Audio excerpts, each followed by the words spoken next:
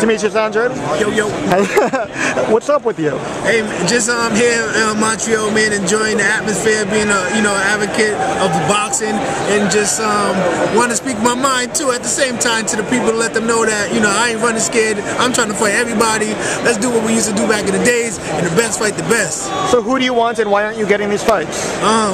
The reason why I'm not getting it because I'm tall, black, and handsome, and I can fight. That's the reason why I'm not getting it.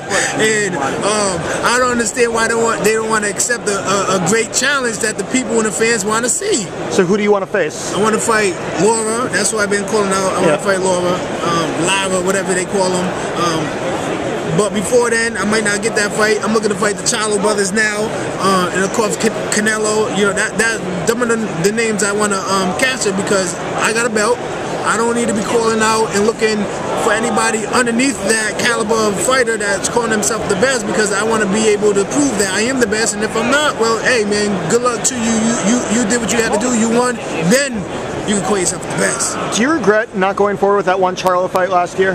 Nah, I definitely don't regret it. The thing was with that, I was telling people that fight was originally supposed to be for the next year. Now they try to push it for me to fight in December, and I get the notice in November. Now me being a fighter, I'm like, nah, I want things to be done according to plan. I need enough time, weeks, to prepare for a 12-round fight. And then as a businessman, I'm like, what's the money? What are we talking about? And is it worth the risk and the reward? So it wasn't. I got a contract in January. I signed it. Boom, boom, boom, boom. Sent it out. He chose to fight Varnes. And I have proof of the contract, and I showed the world. So they can never say I pulled out the fight. Was the money not being worth it? Is it because of so much of it was going to your promoters and not to you? I mean, a lot of people don't understand that it was like 300, 300, 300. 300 to Demetrius' side doesn't mean the 300 goes to Demetrius Andrade. Okay. So, then there's rumors about 5. There's a whole bunch of rumors about numbers, but I have never seen a contract. I got a contract for January to fight him in March or April, and he chose another route. Okay, so the money what was the money being offered for the fight last year? I mean, that's the thing. It was what they told me was they were going to see how much money they could get the most. And so as time was going on, I told them to scratch it because time is being wasted because you guys are, my minimum states something. You guys are offering me less than my minimum. When you say you guys being the Charlo team, or are you talking about your promoters? Nah, the promoters get the money from the networks. Okay. Let's not, you know what I'm saying? So the networks have to pay a certain amount of money, but the promoters got to make sure I'm at least meeting my minimum. Right. If not, we got to be somewhere close to negotiations to make it happen. So who was it that was offering you too little? Then was it the network or the promoter? Or?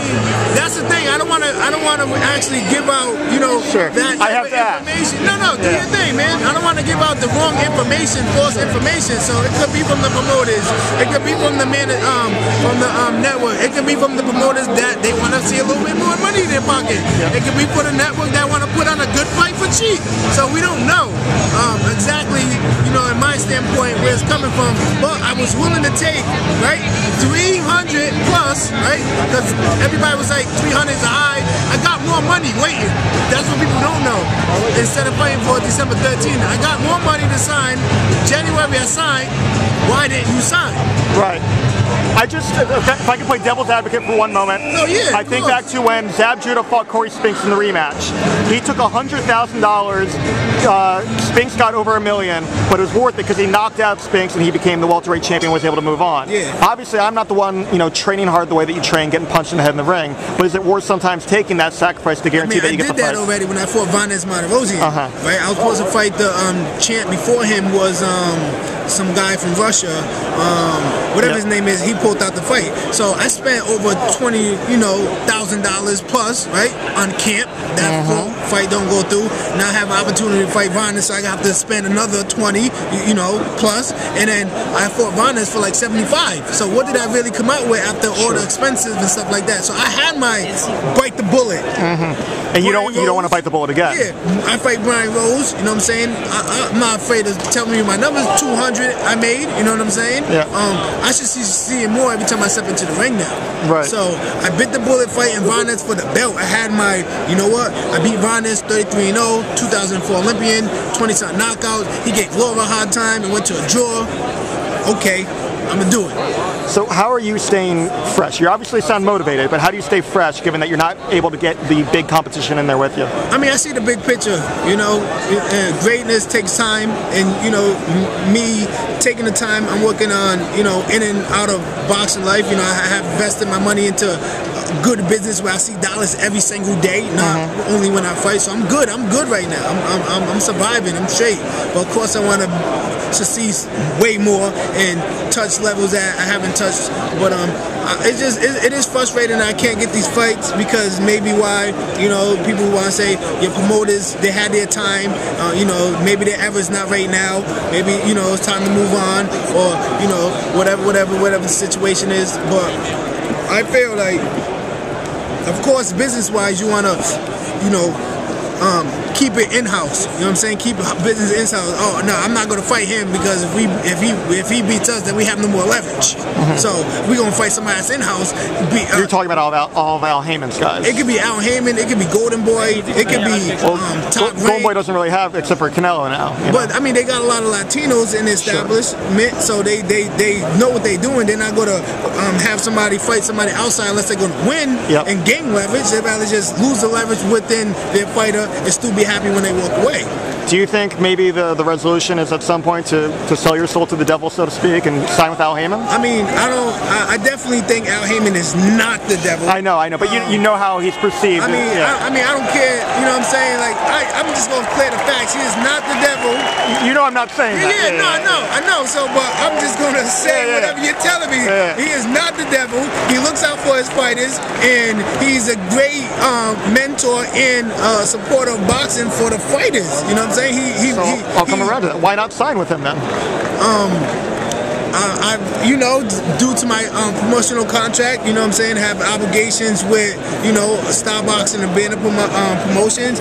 And if we could do something with Al to, you know, bring our horizon so I can catapult to new levels, yes, I would love to do that. So, because he is, you know, pretty much the business of boxing. He's making everything happen at this point in time. So, you know, it's either if you can't beat him, join him type situation. So, you know. Who's your manager right now?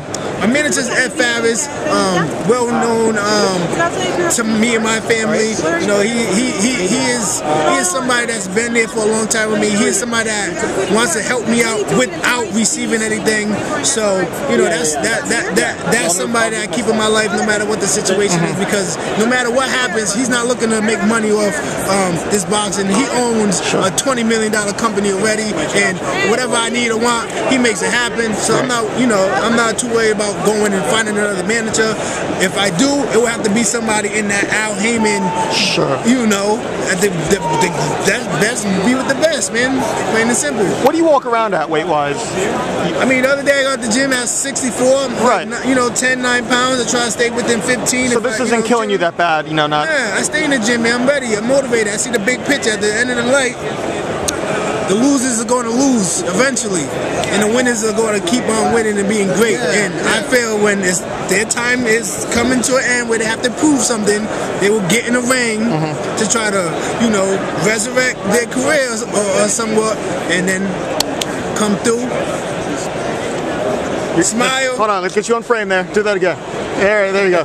Smile, and then be like, I told you.